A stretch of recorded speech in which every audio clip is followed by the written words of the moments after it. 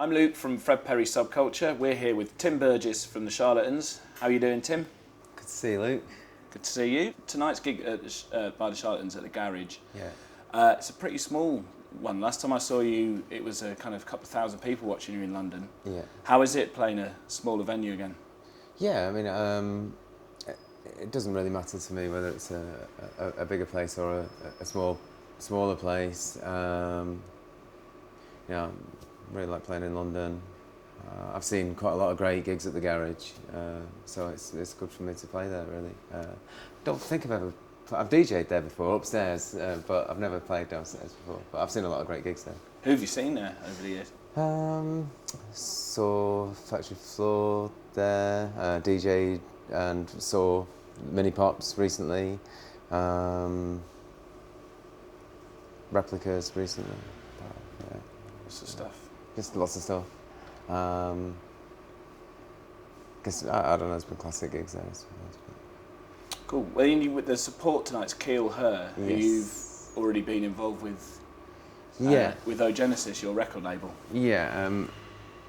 Put out a single by her, Ogen 017. Quite into the catalogue numbers, but. Yeah, she's really great to kind of riot girl kind of thing, band, and really great lyrics. Her single was actually produced by R. Stevie Moore. She went over to Nashville to work with R. Stevie, and he's also on the label, as well as many other labels. But she's on other labels as well. So I'm just putting out them because I like them. You know.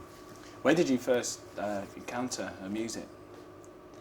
Well, I was putting together the R. Stevie Moore album, and he was producing her. As I said, she went over on a visit to see him. She's a big fan, and he said, "How about putting this out?" And he sent me a photograph of Rose, the kind of lead singer of Keel Her, superimposed in his beard. And I thought, that's not going to be the cover, but I thought it was quite an interesting thing to send me, and it got my attention.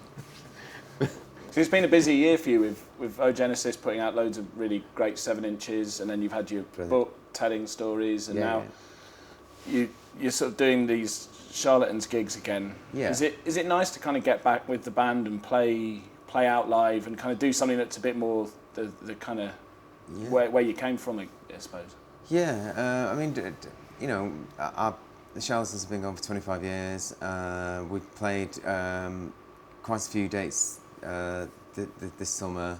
Played at V and Isle of Wight, and a bunch of other places. But I mean, it's always great to play with the Charlatans. We did 3 dates this year, telling stories. Dates. We've done some friendly dates. I mean, I don't know. I mean, it's quite. It's a. Not everybody likes to do them.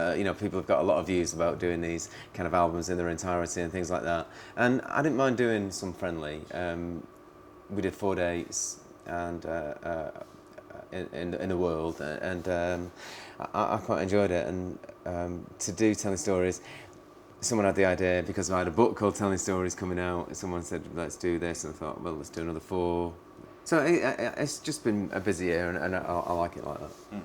So tonight you're going to be playing a bit of a mixture of everything? Tonight it'll be more like a hits thing. We've got an hour to play. I wanted to do All Vanity from Me Crossing Path, and I like to do Impossible at the moment. It seems like a really great song for us to be playing at the moment. Some songs seem to have more relevance to more, as time goes on. Some pick up.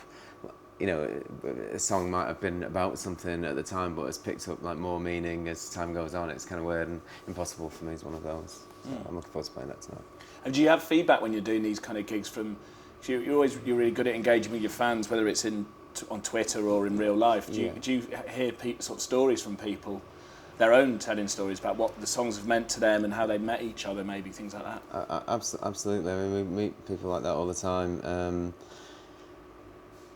Especially like if I'm DJing, people just come up and talk to me and tell me their life story, really, but, which I'm always cool about, but they always get me at a bad moment when I'm trying to cue a record up. But going back to the beginning, when you were a kid growing up, yeah, and you write about this in your book, about your love of music, which you still obviously really have. Mm-hmm.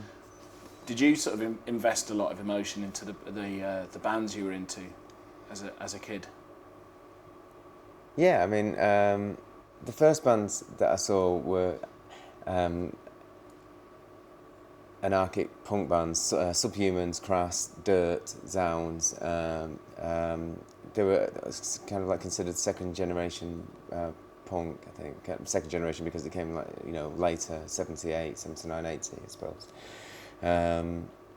Well, that was kind of like the first sort of music. The reason why it was the first bands that I ever went to see was because they played locally, like, you know, within like 2 miles away from where I grew up, and then after that, I would go and watch bands further afield, like in Manchester, Liverpool, Warrington, places like that. And the band that really took me through my teenage years really were New Order, and you know, Barney, Hooky, Stephen and Gillian, you know, were like just it meant everything to me, really. I invested everything in that band, and Factory, you know, really as well.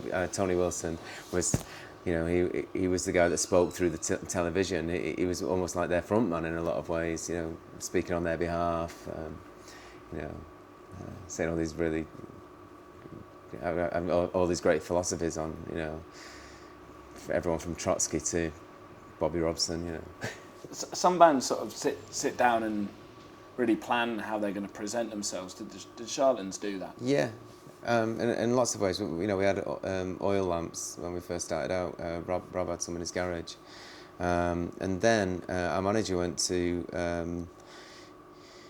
He went to New York to meet, you know, to have meetings with record labels and stuff like that, and ended up in this club seeing Delight play, and the guy who was doing their lighting was a guy called Captain Wizzo, who was originally did lights for the Grateful Dead and the Who in the 60s, some of their most famous gigs, and he got talking to him and asked him if he'd like to come over and do us, and so we got this original lighting guy from San Francisco who was actually in New York on this day doing Delight, and we brought him to Britain to do our first major tour when the album came out. And but you know, before that we'd been just like, you know, trying to make a specific like light show as well as have a you know quite a long intro and a long outro, and we'd always come on to Age of Aquarius by Fifth Dimension, and people would know that we were coming on stage, and it'd just start the euphoria. And then I think Across the Universe by John Lennon, dropped that just before we came in. But before all that, it was Northern Soul and acid house music. Did you feel that when you were kind of starting out with that kind of aesthetic, and also coming from that hacienda culture, but then going to other bits of Britain, yeah, and then going around the world with it, you were kind of bringing some of that. It was a way of bringing that very Manchester hacienda culture out to people who hadn't heard it before. Yeah, yeah, absolutely, and you know, I think the Happy Mondays have been to America. I'm sure in Spiral Cabin, but I don't think the Stone Roses had. I know people were desperate for them to go, but they couldn't go for some reason. But I think for me, you know, I was originally a bit disappointed that we didn't sign to Factory, but I think with Beggars Banquet, I think they gave us all the support we needed, and we went around the world, and we went to Japan and took our, you know, and America, and took our own little piece of, or in my head, what I was witnessing for the few years before, and you know, and then with De La Soul in there as well, and you know, bits of the Beatles and bits of Pink Floyd, you know, Syd Barrett kind of stuff, all that I was listening to in downtime as well as listening to Richard Kirk, Test One, and Dreams of Santarana,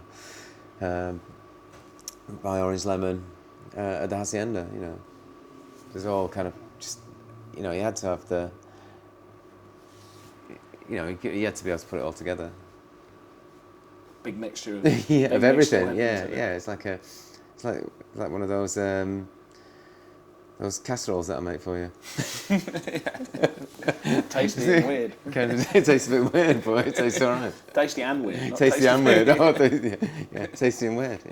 Yeah. Do you think that's maybe now it's people because you've got the record label and you've got your book and what the band are doing, people are kind of seeing these new insights into what you're about, that you have got this sort of broad music and you still like kind of bringing new music to people. That seems to be a big drive for you.